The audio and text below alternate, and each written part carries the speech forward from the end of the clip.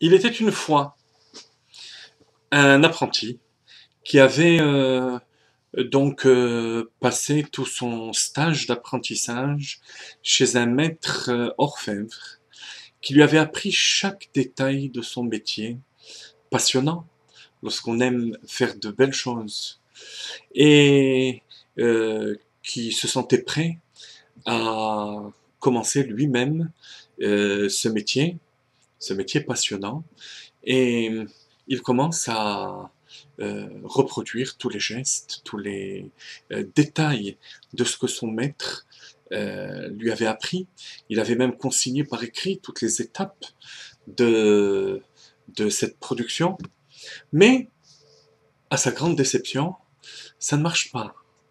Il a beau répéter gestes et détails de tout ce qu'il avait appris, ça ne fonctionnait pas.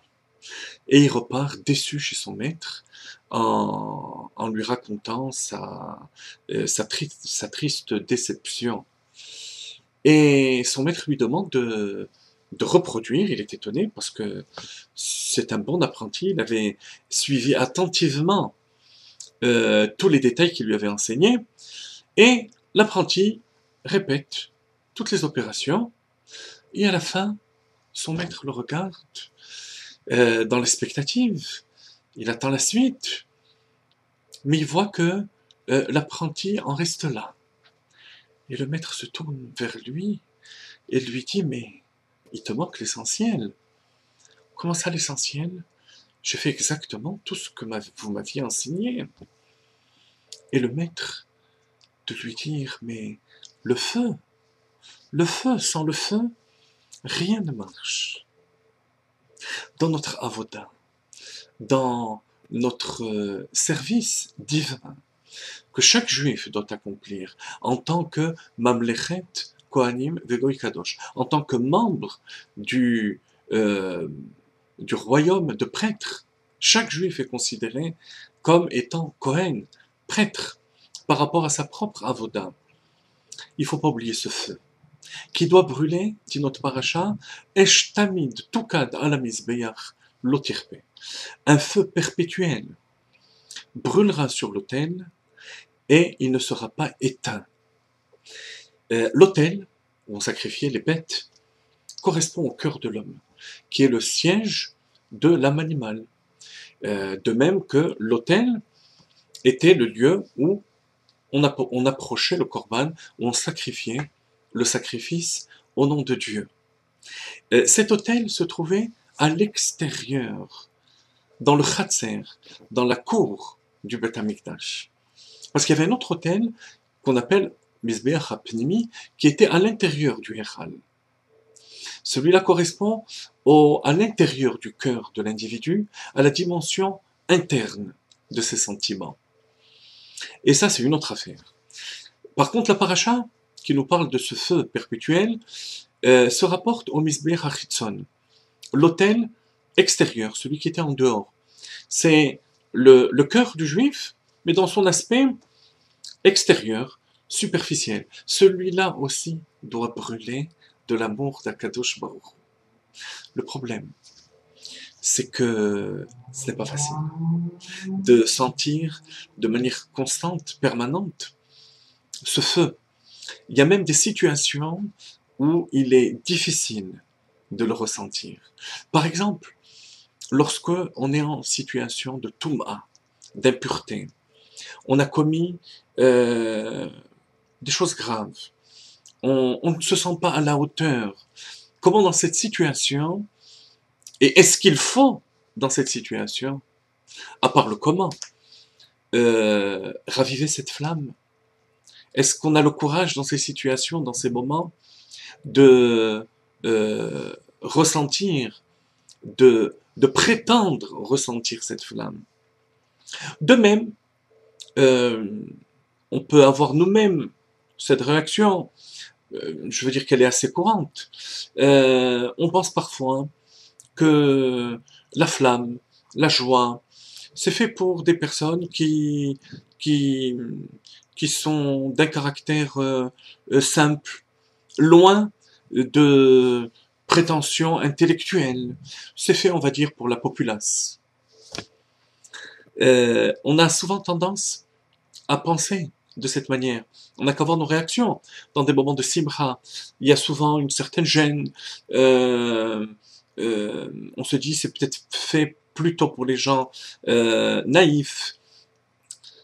Le Yerushalmi, le Talmud de Jérusalem, relève la répétition que vous avez dû remarquer dans le verset qu'on a cité, Esh Tamid, un feu perpétuel, et ensuite l'Otirbe, il ne sera pas éteint. Pourquoi cette répétition? Talmud de Jérusalem, nos maîtres disent, l'Otirbe, Afilu Betuma, même en situation d'impureté. L'Otirbe, Afilu Beshabbat, même le Shabbat, le feu perpétuel, la flamme perpétuelle devait brûler sur l'autel. Que signifie le Shabbat? Le Shabbat, c'est pas seulement le jour du Shabbat. Effectivement, le jour du Shabbat, on utilisait le feu au Beth Amikdash. Comme on l'a lu dans la parasha de Vayakel, dans vos habitations, vous n'avez pas le droit de faire brûler le feu. Mais dans le Beth Amikdash, oui. Mais ça se rapporte aussi à la situation au niveau spirituel du Shabbat. Qu'est-ce que le Shabbat? Sinon, une certaine transcendance par rapport au quotidien, par rapport au monde matériel. Pendant plus de 24 heures, pendant près de 26 heures, on se retire du monde, de nos activités matérielles. Au niveau de l'homme, au niveau spirituel, le Shabbat correspond à l'intellect, à l'intelligence, à la compréhension. Lorsqu'une personne réfléchit, lorsqu'une personne pense, elle est au niveau spirituel du Shabbat. C'est la raison pour laquelle nos maîtres disent Talmid Chacham Ikre Shabbat. Le Talmid Chacham, le sage, est appelé Shabbat. Vous savez d'autre part que les Kulei Alma Beshabbat Nitna Torah. D'après tout le monde, et Rabbi aussi, et Rabbanan, la Torah a été donnée un jour de Shabbat. Vous savez qu'il y a une discussion par rapport à la date de Matan Torah, si c'était le 6 ou le 7 Sivan, mais d'après tout le monde, c'était un Shabbat. Parce que Shabbat et Torah, intelligence, monde intellectuel, le monde de la compréhension, c'est le monde de la transcendance. À ce niveau-là, l'individu a du mal à apprécier la valeur de la simra, de la joie, parce qu'il pense qu'il a assez de spiritualité à ce niveau-là pour servir Dieu. Alors on lui dit attention, Afilou et Shabbat. Même lorsqu'on est dans cette situation, dans cet état, on va dire plutôt, de transcendance, on a besoin aussi de la simra. Parce que lorsqu'on étudie la Torah avec froideur, sans ahavat Torah, l'amour de la Torah, l'amour d'Akadosh Baruch Hu, la femme qui brûle pour Dieu, on risque de mal digérer cette Torah. C'est ce qui fait l'objet d'ailleurs d'un Mahamar d'Admor HaZaken dans l'Écoute Torah, Ve'afu aser nashim lachmechem bamishkal. Il faut cuire le pain de la Torah. Il faut qu'il soit imprégné de la chaleur et de la flamme de la Torah. Ensuite, il y a l'autre extrême, la situation d'impureté. On ne se sent pas mériter cette flamme. Tellement, dans certaines situations, on se sent inférieur, on se sent bas. C'est une erreur. C'est une erreur qui est suscitée par le Yetzer Hara, par le mauvais penchant, qui veut nous faire tomber encore plus dans la faute, dans le découragement et dans la faute. C'est vrai qu'il ne faut pas pratiquer de légèreté vis-à-vis de la Kadosh Baruch Hu. Comme Admor HaZaken dit dans Tanya, ça s'appelle kalout, de la légèreté vis-à-vis de Dieu. Il faut être conscient de ses fautes. Mais il y a un moment pour toute chose. C'est le soir. Kriyat Shema Shalamita. C'est là qu'on règle les comptes. Pendant la journée, on est occupé à servir Dieu, à faire les korbanot, les sacrifices.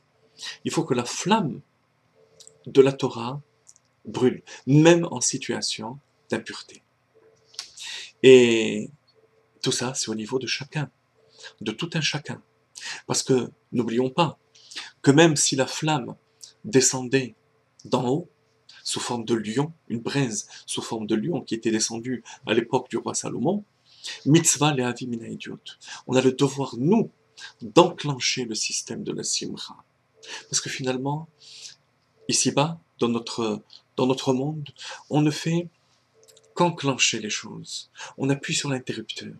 Lorsqu'on voit tellement de lumière dans une salle, euh, on, on peut être émerveillé devant euh, tout cet espace qui est imprégné de lumière, chaque centimètre cube.